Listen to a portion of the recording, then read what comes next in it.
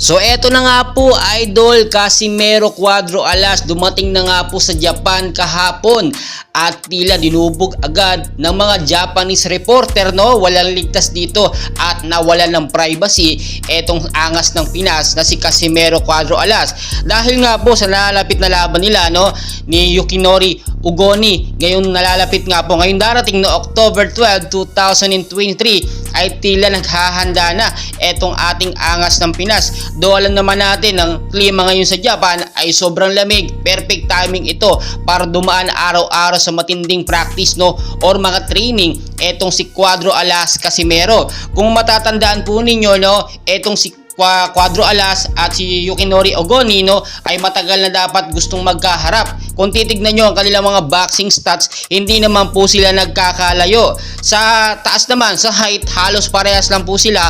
5'7" na height talaga, no. Hindi sila nagkakalayo. So tignan nyo mabuti, no. Si Yukinori Ugoni, no, ang boxing stats po niya, ang taas niya is 5'7", 35 years old, no, halos parehas ng edad nitong si Casimero Cuadro Alas. Ang division po niya, super bantamweight. Total fights 25, 21 wins, 8 knockout, 2 losses, 2 draws. Samantalang ito namang ating angas ng Pinas ay talagang magugulat kayo, no.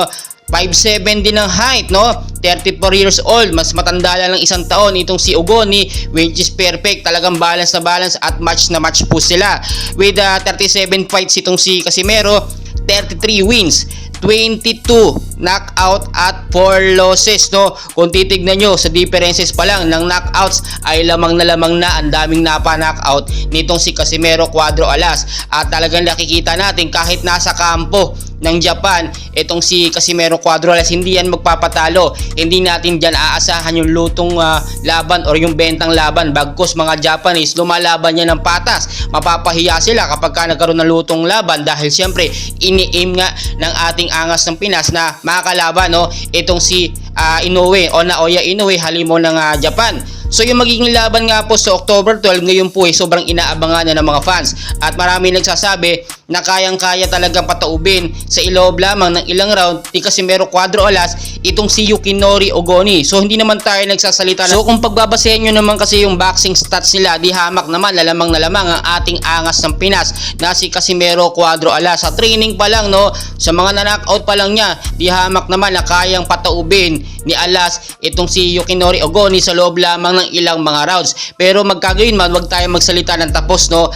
Expectation ko lamang yon. So maraming pang mangyayari at hindi na talaga natin masasabi kung sino mananalo kapag ka nasa loob na ng ring. So suportahan po natin ang ating angas ng Pinas. Ilang araw na lamang magsisimula na, no, October 12 ang kanilang big match na talagang inaabangan at sinusuportahan ng mga Pilipino fans sa Japan. Patuloy ko po kayong i-update and please huwag nyo kalimutan mag-like and subscribe for more boxing update po sa Pilipinas. Maraming salamat.